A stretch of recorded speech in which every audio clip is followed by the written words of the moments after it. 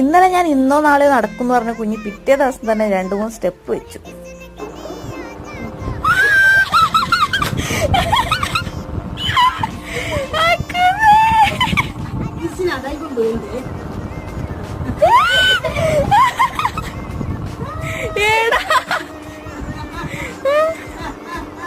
Who needs ChatGPT when you can draw?